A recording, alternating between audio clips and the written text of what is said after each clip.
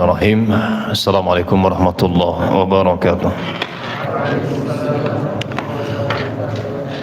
Alhamdulillah wa syukru lillah wassalatu wassalamu ala rasulillah wa ala alihi wa ashabihi wa mawalah wa la hawla wa la quwwata illa billah amma ba'd. Ayuhal ahibah ya akhwani rahimani wa rahimakumullah.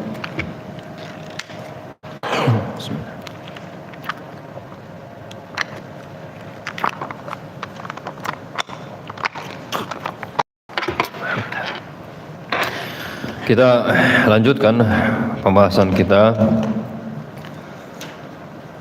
membahas qawaidul usul. Seperti yang saya sampaikan di pertemuan sebelumnya, kita akan memilah-milih ya kaidah-kaidah yang akan kita bahas melihat waktu yang sangat singkat. Baik, kan ada nomornya di situ kan? Ya, jadi nanti anak langsung sampaikan kaidah nomor sekian gitu. Baik, terakhir yang kita bahas kaidah yang ke-97. 96. Nah, 96. Baik.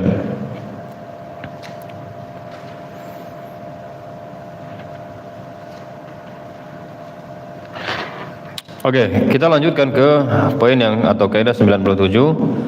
Kata penulis rahimahullah hafizahullah taala, al-aslu fi af'alin nabi sallallahu alaihi wasallam at-tashri' illa bidalil. Hukum asal perbuatan nabi sallallahu alaihi wasallam adalah sebagai tuntunan syariat kecuali ada dalil yang menunjukkan selain itu. Hukum asal perbuatan Nabi adalah sebagai tuntunan syariat kecuali ada dalil menunjukkan selain itu.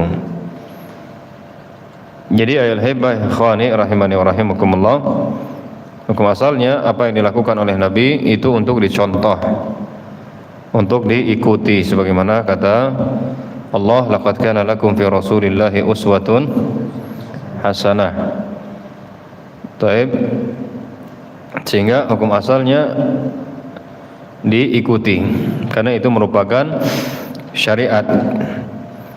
Tapi kecuali ada dalil, ada qarinah gitu, ada hal yang menunjukkan bahwa itu bukan untuk tasyri'. Ya, seperti tadi perbuatan Nabi yang jibiliyah, yang bersifat apa? Manusiawi. Begitu juga yang dilakukan oleh Nabi karena mengikuti adat, ya, karena mengikuti apa? Mengikuti adat.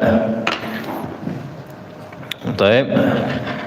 Jadi kalau kita bingung atau terjadi perbedaan pendapat di kalangan para ulama, apakah ini untuk tasyri', untuk syariat, artinya dianjurkan untuk mengikutinya atau tidak, maka kita jadikan kaidah ini sebagai jawabannya. Hukum asal apa yang dilakukan oleh Nabi atau perbuatan Nabi adalah sebagai tuntunan syariat sehingga diikuti. Baik, berikutnya iqrarun Nabi sallallahu alaihi wasallam hujjatun 'alal jawaz.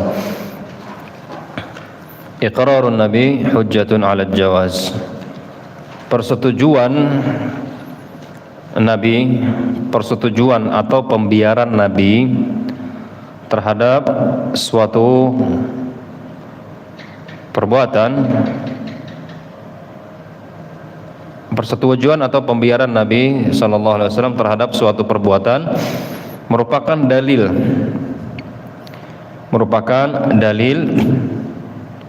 yang menunjukkan bolehnya perbuatan tersebut. Persetujuan atau pembiaran Nabi sallallahu alaihi wasallam terhadap suatu perbuatan merupakan dalil yang menunjukkan bolehnya perbuatan tersebut.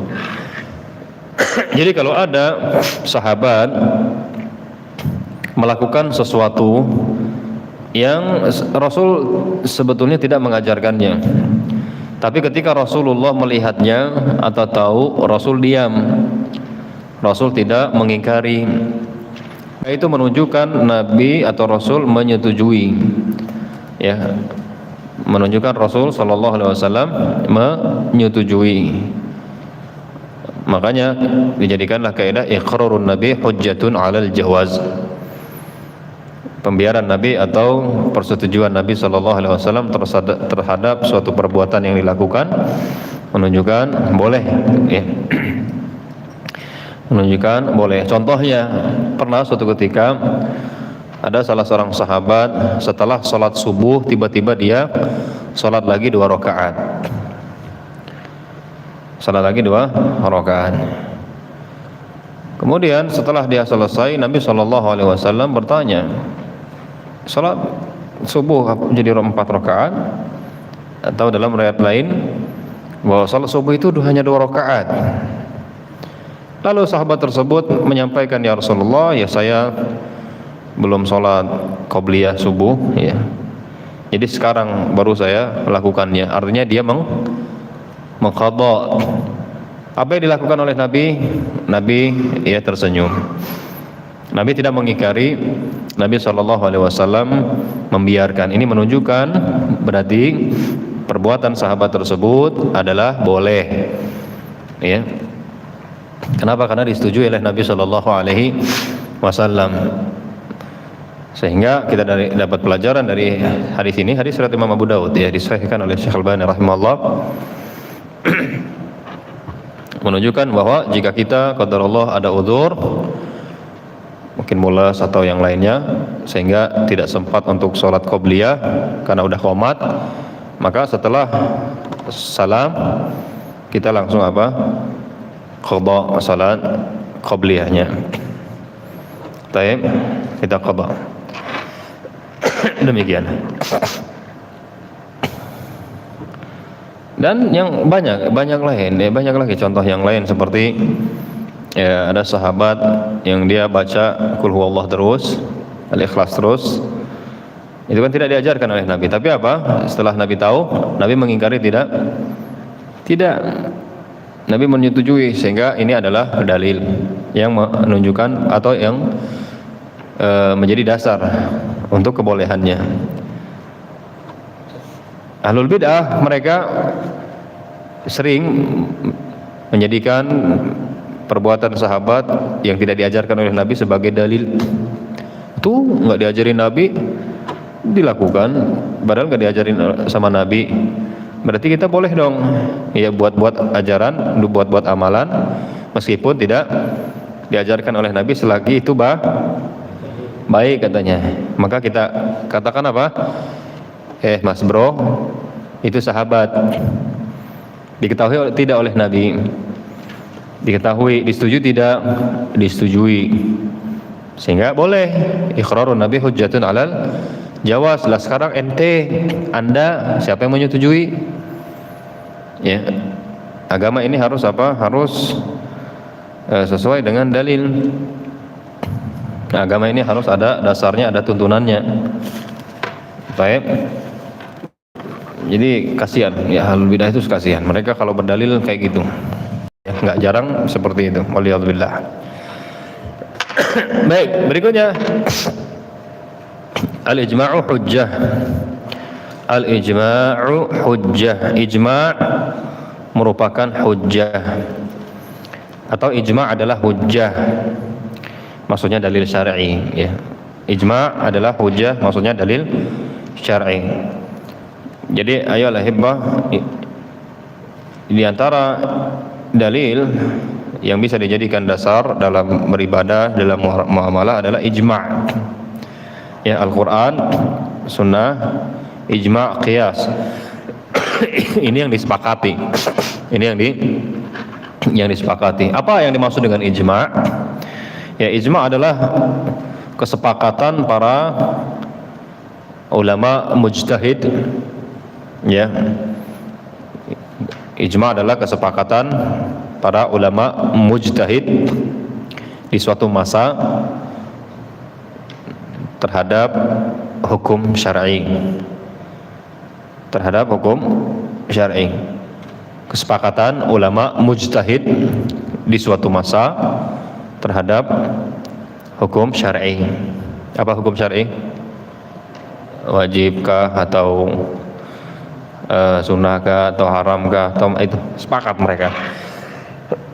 Jadi ijma itu hujjah. Kenapa? Karena umat ini, ya umat Islam ini tidak akan mungkin bersepakat semuanya, ya. Tidak akan mungkin semuanya bersepakat di atas kesesatan. Makanya Nabi mengatakan lan tajtami'a ummati 'ala dhalalah. Umatku tidak akan berkumpul atau bersepakat di atas kesesatan. Sehingga ijma' adalah hujjah, ya. Dan banyak kitab-kitab ijma', tinggal antum cari saja seperti ijma' karya Imam Mundhir dan yang lain-lain. Dan yang lain-lain. Baik. Seperti adanya Allah, ijma' sepakat. Allah di atas arsy, ijma' sebetulnya. Ya. Ijma'. Kemudian adanya surga, adanya neraka, adanya azab kubur, ijma'. Wajibnya salat 5 waktu, wajibnya puasa Ramadan, haramnya zina, haramnya kesyirikan, haramnya kebid'ahan. Ya. Ini secara asal. Baik. Baik, berikutnya ayat hebah. Langsung ke kaidah 105. Antum lihat, kaidah 105. Qaulus sahabi idza lam yukhalif nassan wa lam yu'lam lahu mukhalifun fa hujjah. Perkataan sahabat apabila tidak menyelisihi nas. Perkataan sahabat apabila tidak menyelisihi nas dan tidak diketahui adanya sahabat lain yang menyelisihi adalah hujjah. Panjang, ya. Perkataan sahabat apabila tidak menyelisihi nas dan tidak diketahui adanya sahabat lain yang menyelisihi, maka hujjah. Jadi perkataan sahabat itu bisa jadi hujjah, bisa jadi dalil. Ya, bisa jadi apa? Dalil selama memenuhi 2 syarat. Selama memenuhi 2 apa? 2 syarat. Syaratnya adalah tidak menyelisihi nas. Maksudnya tidak menyelisihi dalil. Ya. Maksudnya tidak menyelisihi dalil. Kalau seandainya menyelisihi dalil maka tidak. Begitu juga kalau seandainya tidak ada sahabat yang lain yang menyelisihi. Kalau seandainya ada sahabat lain yang menyelisihi, maka dilihat mana yang lebih kuat. Maka dilihat mana yang lebih kuat. Baik, jadi perkataan sahabat bisa menjadi hujjah selama tadi, ya, tidak menyelisih nas dan tidak ada sahabat yang lain yang menyelisihi. Kalau seandainya ada sahabat lain yang menyelisihi, maka lihat mana yang lebih apa? Yang lebih kuat, itu yang diambil. Sedangkan yang tidak kuat diberi udzur. Ini kaidah, ya, penerapannya silahkan antum nanti cari, karena waktu kita singkat. Baik. Berikutnya al-hibah.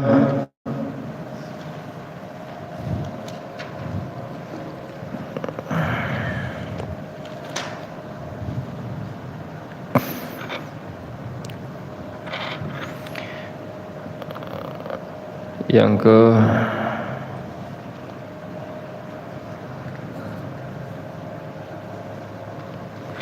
baik, yang ke 100, yang berikutnya aja. Yang berikutnya, ya.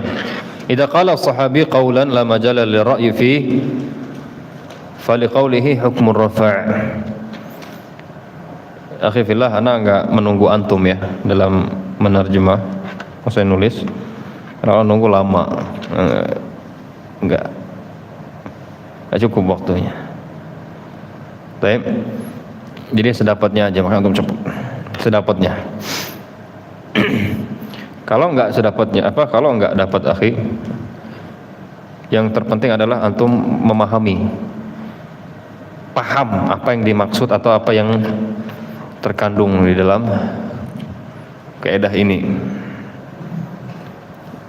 Jadi intinya begini, dalam belajar itu ketika antum ketinggalan, contohnya antum jangan sibuk dengan yang ketinggalan, tapi langsung antum fokus ke penjelasan, ya, ke penjelasan. Kalau antum nggak paham suatu kata, antum tinggal tunggu aja penjelasan, maka itu yang harus difokuskan.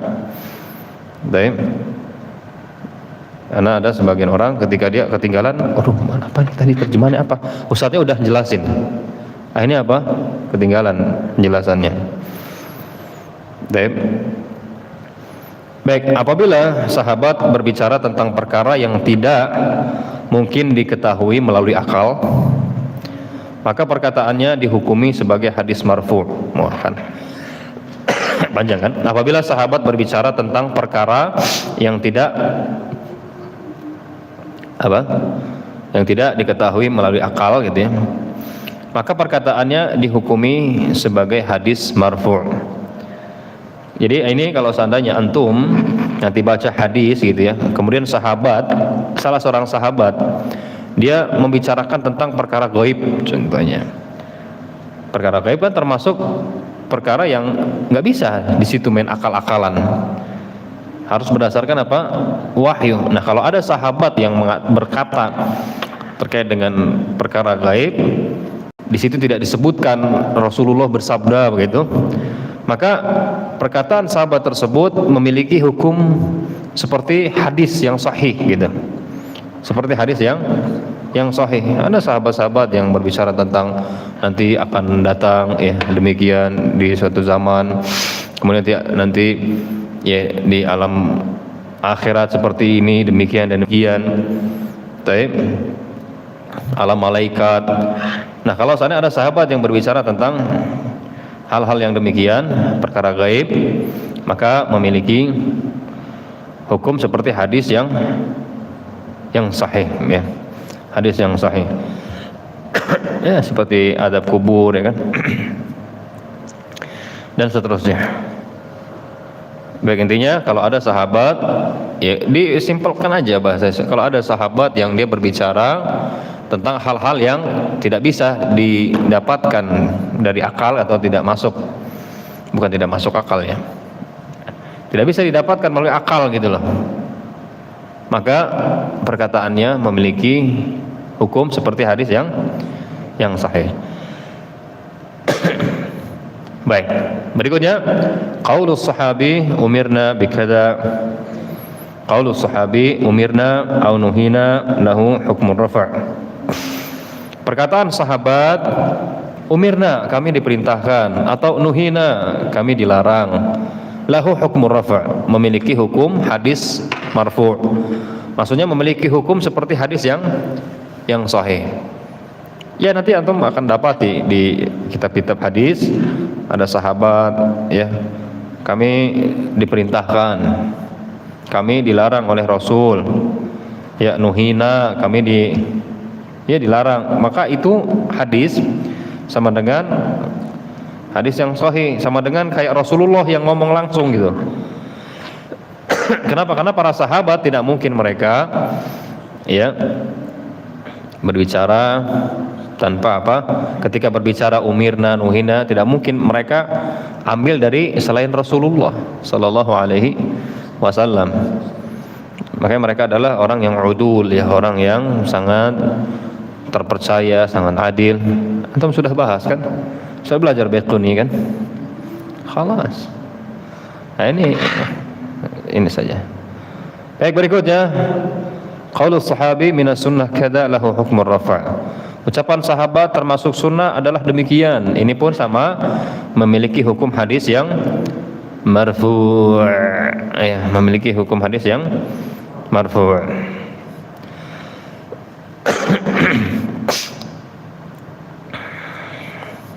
Ya, kita akan dapati di hadis-hadis seperti itu.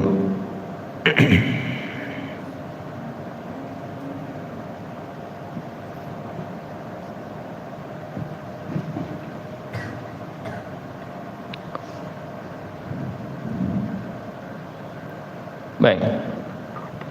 Kemudian al-ibrah bil marwi la birra.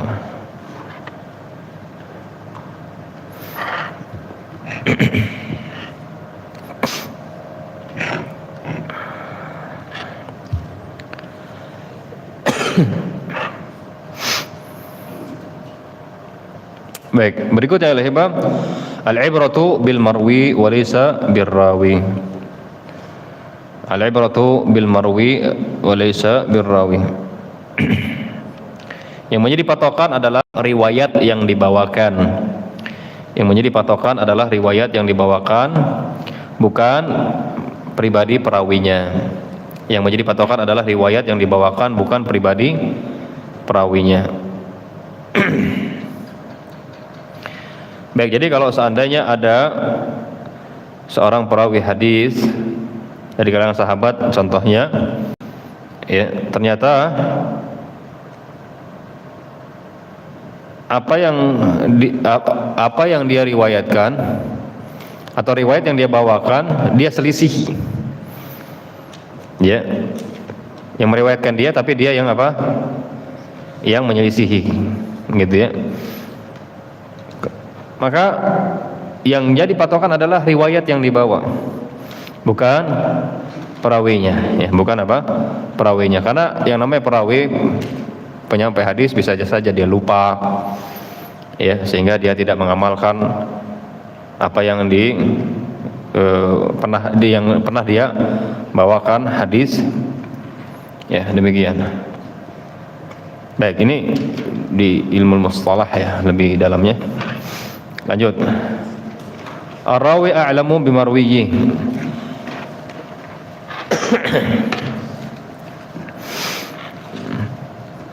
Ar-rawi a'lamu bimarwiyyihi. Seorang perawi lebih mengetahui makna riwayat yang dia bawakan. Seorang perawi lebih mengetahui makna riwayat yang dia bawakan. Jadi kalau ada ulama al-hibah berselisih, gitu ya, kalau misalnya ada orang-orang berselisih terhadap suatu hadis, makna suatu hadis, bagaimana maksudnya, maka coba kita lihat ada nggak penjelasan dari perawinya, ada nggak? Kalau seandainya ada, maka dia yang lebih dikedepankan, maksudnya penjelasan dia yang lebih dikedepankan. Contoh yang disebutkan di dalam hadis, Nabi SAW melarang qaza'. Nah, Nabi SAW anil qaza'. Nabi melarang qaza'. Para ulama berselisih, kan qaza' itu seperti apa, bagaimana, apa yang masuk qaza' dan seterusnya. Ternyata ada penjelasan dari perawinya, dari Nafi'. Yang dimaksud dengan qaza' adalah yuhlaqu ba'du ra'sis sabi wa yutrak ba'd. Ya. Jadi qaza' adalah digundul sebagian dan dibiarkan sebagian, sampai gundul. Ya, anak pang, ini gundul, benar-benar botak ininya, sisa, nah itu. Ini kalau nggak gundul, ya, pendek sebagian, gitu ya, maka enggak termasuk. Tidak apa? Tidak termasuk. Sebagian orang, oh ini qaza', itu qaza', dikit-dikit qaza' lah. Maka yang paling ini adalah yang dijelaskan oleh, ya, Nafi', sang perawi hadis dari Ibnu Umar. Cuman ada kalanya bukan qaza' tapi tidak boleh. Kenapa? Karena niatnya menyerupai orang kafir. Ini tasyabuh, ya. Tapi kalau seandainya dia enggak qaza' dan niatnya enggak, saya enggak mau ngikutin orang kafir, emang saya suka aja model begini contohnya, ya, karena saya lebih ganteng, gitu contohnya, ya. Ganteng, ya, lebih ganteng, lebih bungas, gitu ya. Sama lah, bungas apa untuk cewek aja? Oh, cowok juga bisa, oh, gitu. Jadi kausa itu digundul sebagian dan disisakan sebagian. Kelapa contohnya tok digundul ininya, nah itu kausa ya. Baik. Itu diantaranya. Jadi intinya ar-rawi a'lamu bimarwiyihi. Perawi lebih mengetahui makna dari riwayat yang dibawakan. Baik, berikutnya al-hibah yang 111, mata masahhan nass wajib al-amalu bih. Mata masahhan nass wajib al-amalu bih. Apabila suatu nas sahih, apabila suatu nas itu sahih, maka wajib mengamalkannya. Tentu anak ulangi, maka wajib mengamalkannya. Baik. Nas ini maksudnya dalil gitu ya. Nas Al-Qur'an, nas hadis. Kalau sahih maka jika memang itu termasuk yang dituntut untuk melakukan dan harus, maka wajib. Ya, maka apa? Wajib. Jadi jangan sampai seperti sebagian orang ketika datang kebenaran, aduh nanti dulu, oke saya timbang-timbang dulu, cocok apa enggak sama saya gitu. Enggak, beragama ini bukan cocok-cocokan, kalau enggak cocok ditinggalkan, enggak, bukan seperti itu beragama, kecuali orang munafik, orang munafikun atau orang-orang yang ada nifaq di hatinya, ya seperti itu. Cocok jalankan, enggak cocok tinggalkan. Zindiq jadinya, zindiq munafik, waliyadzubillah. Ya wal, iyadzubillah. Baik, jadi apabila suatu nas itu sahih maka wajib mengamalkannya. Wajib mengamalkannya, sekali lagi ana ingatkan, kalau memang nasnya itu menunjukkan kita harus melakukannya. Kalau tidak harus maka mandub. Ya, maka apa? Mandub. Makanya kita sering ingatkan ke orang-orang yang kalau diajak ayo ikuti Nabi, ayo ikuti Nabi, mereka langsung apa?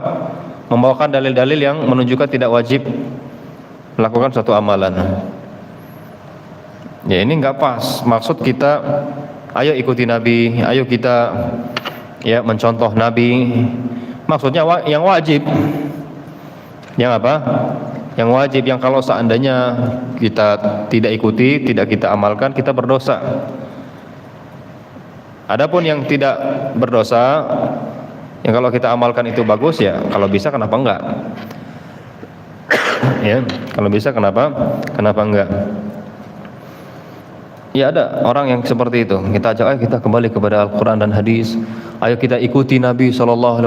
Ayo kita contoh Nabi. Langsung dia tuh, Nabi pakai onta, Nabi nggak pakai mikrofon, Nabi kayak gitu.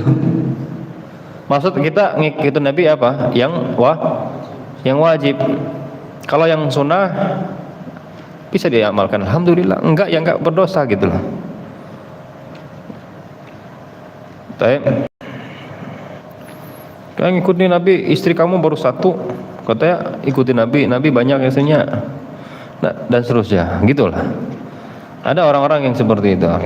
Ya, antum bersabar ya, ketika antum berdakwah nanti jangan gampang melempem, diomongin dikit sama orang langsung nggak mau dakwah lagi, apaan kayak gitu. Memang gitu ya. Akan ada orang-orang yang memusuhi, orang yang menjauhi, orang yang menuduh, memfitnah dan seterusnya, maka harus siap. Ya, dan biasa aja. Intinya tugas kita menyampaikan dengan baik, ya, dengan hikmah, lemah lembut, dengan bahasa santun, bahasa yang mengajak orang untuk berpikir, mengajak orang untuk mengikuti kebenaran. Diterima, alhamdulillah, itu yang kita harapkan. Enggak diterima, masing-masing orang sudah memilih jalannya, ya tinggal siap aja menanggung konsekuensinya. Baik. Antum buka 118. Kaidah yang ke 118.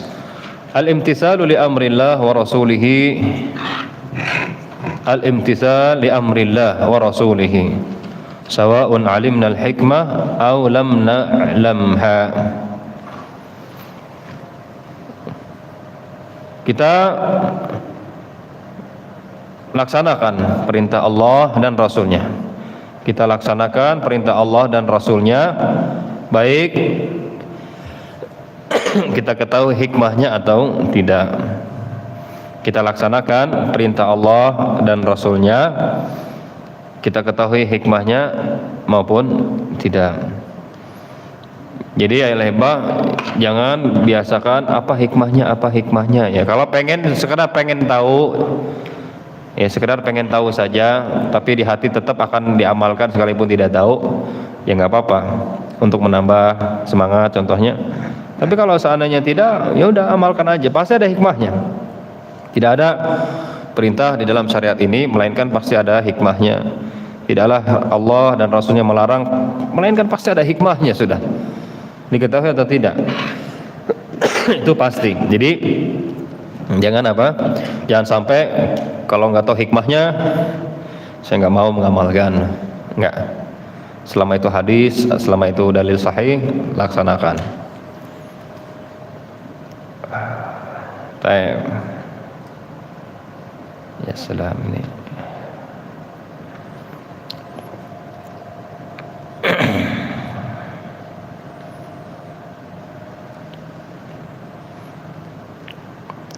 Baik, berikutnya, man ankara al-ihtijaj bis sunnah fahuwa kafir. Barang siapa yang mengingkari kehujahan sunnah, maka dia kafir. Barang siapa yang mengingkari kehujahan sunnah, maka dia kafir. Ini hukum umum ya. Ini hukum umum. Jadi kita harus yakini bahwa sabda Rasul adalah wahyu. Kita harus yakini apa yang datang dari Rasul sallallahu alaihi wasallam itu juga ya syariat dari Allah Subhanahu wa taala. Jangan sampai kita hanya menerima Al-Qur'an, kalau hadis enggak, jangan begitu. Seperti Qur'aniyun ya, sebagian orang yang mana mereka hanya mengambil Al-Qur'an, ada hadis Nabi tidak. Waliyadzubillah. Ya wal iyadzubillah. Bagaimana kita tahu salat, bagaimana kita tahu haji, zakat, puasa, kalau bukan dari hadis. Jadi kalau ada orang mengingkari kehujahan hadis, ya, bagaimana mereka sholat, bagaimana mereka puasa, bagaimana mereka melaksanakan ibadah umrah, haji, ya, dan yang lain-lain. Jadi sama dengan mengingkari wahyu dari Allah Subhanahu wa taala. Ya, jangan sampai demikian, karena sunnah itu hujjah. Sunnah itu hujjah. Baik.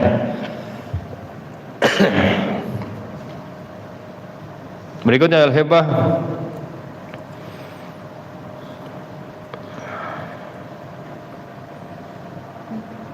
Ya, ini kalau sekali lagi pas sebenarnya. Baik. Yang ke 121 antum buka.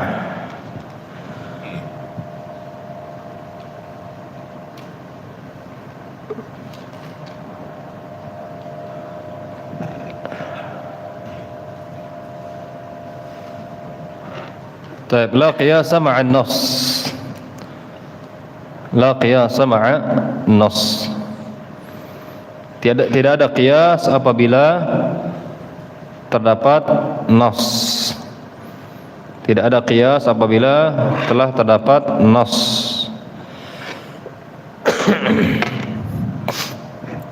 Ini butuh waktu yang panjang sebenarnya menjelaskan masalah qiyas ya. Butuh waktu yang cukup panjang. Intinya al-hibah qiyas itu adalah ilhaqul far' li aslin li'illatin fil hukm li'illatin jami'ah. Membawakan menyamakanlah, bahasa yang enak, menyamakan suatu masalah ke asal ya ke apa, ke asal. Agak repot memang kalau kayak gini doang. Menyamakan hukum suatu masalah dengan asal karena ada ilah yang sama di antara keduanya.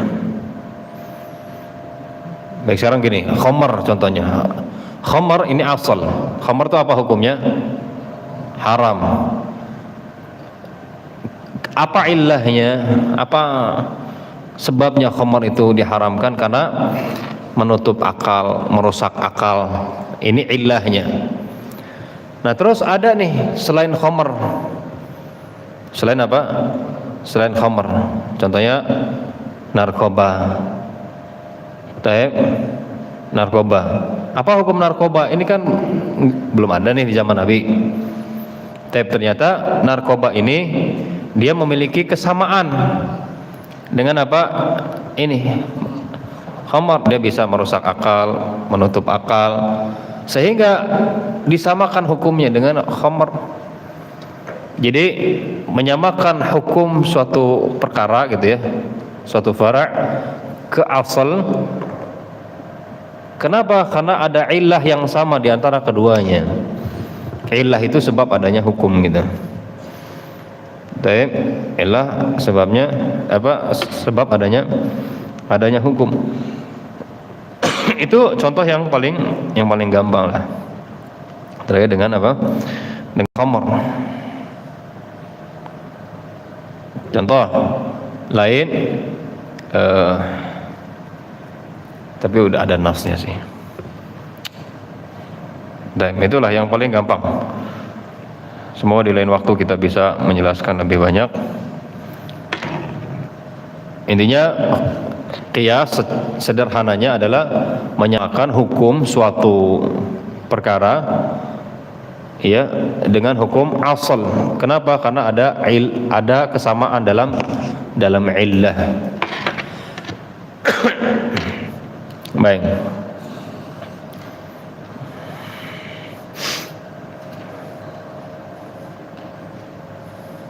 Tabla qiyas ma'an nas. Di sini tidak ada qiyas apabila telah terdapat nas. Nah, ini diantara kaidah yang penting. Jadi enggak setiap hal itu bisa diqiyaskan. Ya, enggak semua itu bisa diqiyaskan. Ada syarat-syaratnya. Di antara syaratnya adalah tidak ada nas. Jadi kalau seandainya ada nas yang tegas, ya nggak bisa disamakan dengan yang lain. Contohnya ada sebagian ulama atau sebagian orang menyamakan bahwa air kencing air kencing laki-laki, anak laki-laki yang belum makan pun dicuci sebagaimana air kencing anak perempuan. Kan ada kan hadis. Tapi sebagian ulama mengatakan qiyas, disamakan. Ini enggak benar. Kenapa? Karena bertentangan. Karena ada nas. Jelas-jelas Nabi mengatakan yarashu min baulil ghulam wa yughsalu min baulil jariyah. Kalau anak laki-laki air kencingnya yang terkena pakaian cukup dicipratkan saja. Adapun air kencing anak perempuan maka dicuci. Ada nas, jadi enggak bisa. Ya, enggak bisa diqiyaskan. Itu diantara contohnya. Baik.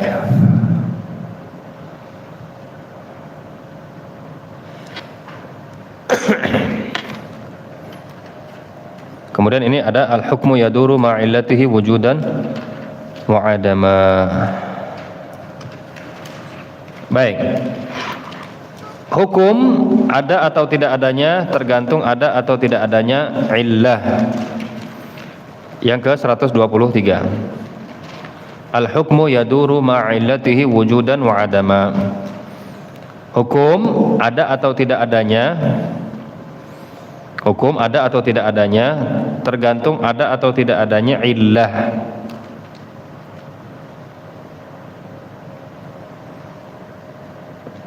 Baik. Illah itu intinya ikhwan sebab adanya hukum ya. Illah adalah sebab adanya hukum. Kapan kita terkena kewajiban salat zuhur? Apa ilahnya? Masuk waktu. Jadi atau tergelincirnya matahari ke arah barat sedikit. Taib. Nah, itu ilahnya. Taib. Apa ilahnya kita boleh jamak? Apa diantaranya? Safar. Jadi safar adalah illah. Bolehnya kita bukan jamak, qasar lah ya, qasar. Kalau jamak bisa safar, bisa sakit. Taib. Jadi safar adalah illah. Bolehnya seseorang qasar. Taib. Nah, hukum itu qasar nih contohnya, ini hukum. Hukum itu ada atau tidak adanya tergantung ada atau tidak adanya illah. Adanya illah, adanya hukum. Enggak ada illah, enggak ada hukum. Sehingga kapan seseorang boleh qasar? Kalau dia safar. Tapi kapan dia enggak boleh qasar lagi? Kalau dia udah enggak safar lagi. Jadi hukum itu ada atau tidak adanya tergantung ada atau tidak adanya illah. Kapan seseorang boleh sholat sambil duduk di sholat wajib? Ilahnya apa? Sakit gitu ya. Jadi sakit ini adalah illah. Sebab bolehnya seseorang sholat sambil duduk. Nah, sedangkan hukum, ingat hukum kaidahnya al-hukmu yaduru ma'illatihi wujudan wa adama. Hukum itu ada atau tidak adanya tergantung ada atau tidak adanya illah. Jadi ketika seseorang sakit maka boleh sholat sambil duduk. Kalau sembuh nggak boleh lagi, kecuali sholat sunnah. Ya, kecuali apa?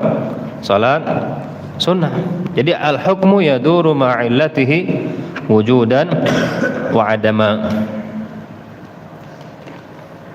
Bisa dimengerti dengan contoh barusan? Lain.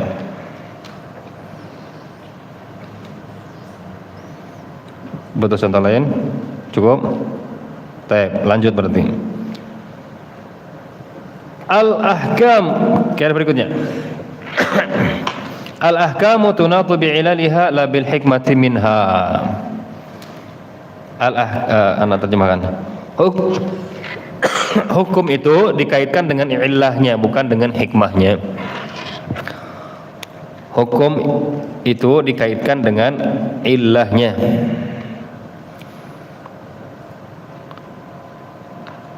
bukan dengan hikmahnya.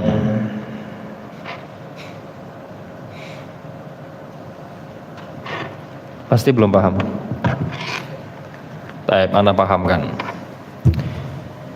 Kita pakai itu. Ini Ana suka nih yang ini, kaidah nih. Bismillah.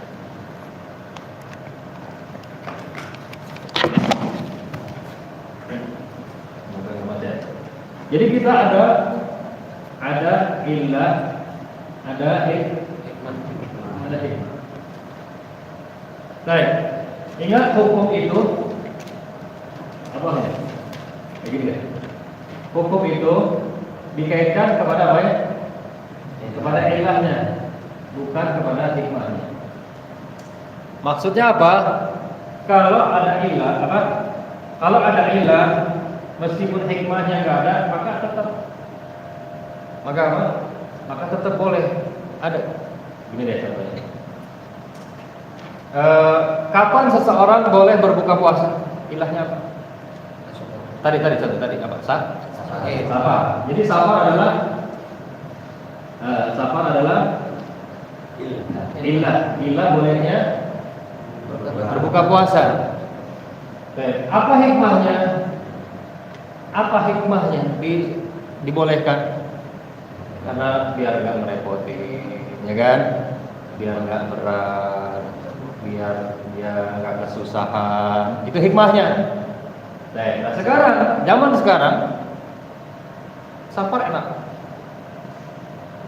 Pakai mobil, ada AC-nya, ya kan? Tinggal tidur. Apakah dengan kondisi sekarang di perjalanan serba enak, mudah, AC, seseorang tidak boleh berbuka puasa? Tetap boleh. Kenapa? Karena hukum itu dikaitkan kepada hikmahnya. Jadi sekalipun hikmahnya tidak, yang penting ada illah. Contoh lain, kapan kita boleh sholat di rumah? Hujan. Jadi hujan, mator ya. Mator adalah illah. Tentu hujan yang membuat basah pakaian. Adalah illah bolehnya seseorang sholat di rumah. Apa hikmahnya? Supaya apa? Supaya nggak kebasahan, ya kan? Supaya nggak kebasahan, supaya nggak kerepotan. Tapi di zaman sekarang ada payung, ada mobil, ada jas hujan, ya. Apakah dengan adanya payung, dengan adanya jas hujan, dengan adanya mobil, seseorang tidak boleh lagi sholat di rumah ketika hujan? Jawabannya tetap boleh. Kenapa? Karena hukum itu dikaitkan dengan kalau seandainya dengan hikmahnya, sekarang ada jas hujan, antum nggak boleh sholat di rumah meskipun hujan. Ya sekarang, kapan seorang wanita harus bersama mahram? Safar ya tadi. Apa? Pokoknya setiap kalau safar harus bersama mahram. Tujuannya apa? Hikmahnya apa? Supaya apa? Supaya terjaga, terlindungi, aman. Sekarang ternyata perempuannya jago karate, ahli bela diri, ya, pokoknya 5-10 laki-laki juga, ya dibabat sama dia. Apakah karena dia jago karate, ahli bela diri, jadi boleh sapa tanpa mahram? Tidak boleh. Kenapa? Karena hukum itu dikaitkan dengan paham tuh? Baik. Jadi al-hukmu al-ahkam tunatu bi'ilaliha la bil hikmati minha. Banyak contohnya yang lain.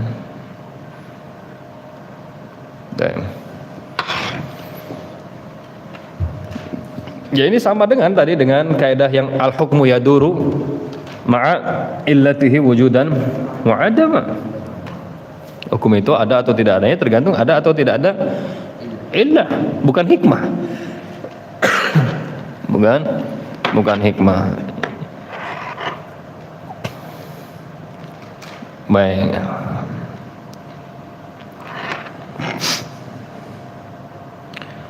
Berikutnya al-hibah, kita percepat aja.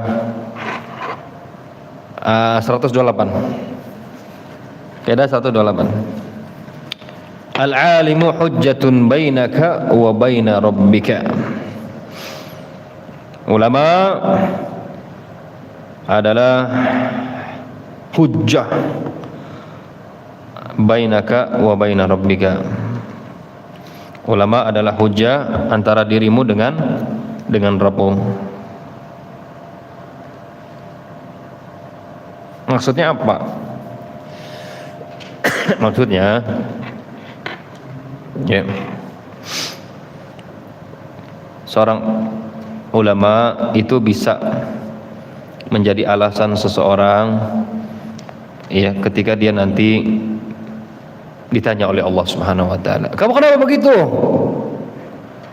"Karena saya ngikutin itu." Nah, ya. Karena saya ngikutin fatwanya beliau. Ya enggak beliau mungkin nanti di sana gitu atau gimana lah. Dan makanya kita harus berusaha menjadikan seorang alim yang betul-betul alim, yang lurus manhajnya, yang lurus akidahnya, yang apabila kita di hadapan Allah nanti ketika ditanya kenapa kamu beramal seperti itu, karena ngikutin beliau, diterima. Karena memang beliau lurus akidahnya, manhajnya betul, yang kita diperintahkan untuk mengikuti orang-orang yang lurus manhajnya. Jadi jangan sampai kamu kenapa begitu, karena saya ngikutin itu. Oh nggak diterima, dia nggak benar gitu ya. Kenapa kamu ikutin nggak benar? Ya karena enak fatwanya serba boleh gitu ya.